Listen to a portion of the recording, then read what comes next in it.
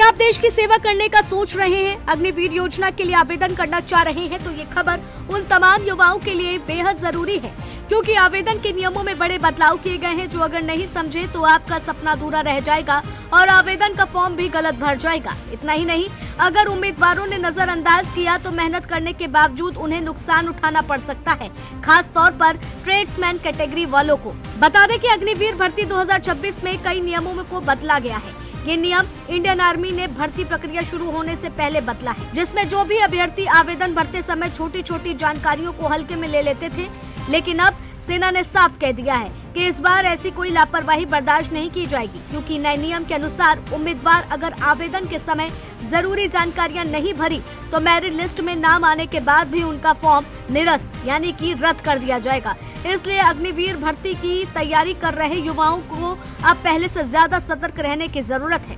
Agniveer tradesman पदों में बदलाव, उम्मीदवार को ट्रेड की प्राथमिकता भरनी होगी। 10वीं पास उम्मीदवार 9 ट्रेड चुन सकते हैं। 8वीं पास उम्मीदवार सिर्फ 2 ट्रेड चुन सकते हैं। 3 फरवरी को नहीं होगी अब आवेदन की प्रक्रिया। आवेदन प्रक्रिया की जानकारी जल्द होगी जारी। उम्मीदवारों को आवेदन फॉर्म में मिली छूट, एक फॉर्म में 2 पदों के लिए कर सकते हैं आवेदन।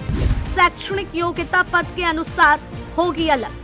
अग्निवीर जीडी के लिए 10वीं पास होना अनिवार्य, उम्मीदवार के कम से कम 45% हो अंक। टेक्निकल पद के लिए 12वीं पास होना अनिवार्य, तो वहीं 12वीं में पीसीएम और इंग्लिश विषय होना जरूरी। क्लर्क स्टोर कीपर के लिए 60% हो अंक। उम्मीदवारों का टाइपिंग टेस्ट होना भी जरूरी। ट्रेड्समैन के लिए 8वीं से 10वीं पास होना अनिवार्य। उम्मीदवारों की आयु 17.5 से 21 वर्ष होना जरूरी। उम्मीदवारों को फिजिकल टेस्ट से गुजरना होगा।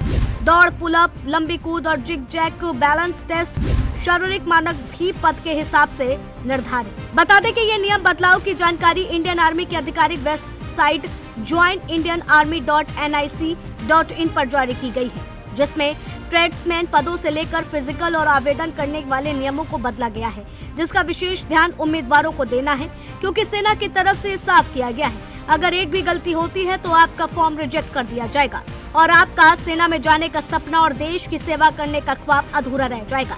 इसलिए जरूरी है कि फॉर्म भरते समय इन सारे बदले नियमों को ध्यान में रखें, फिर फॉर्म भरें।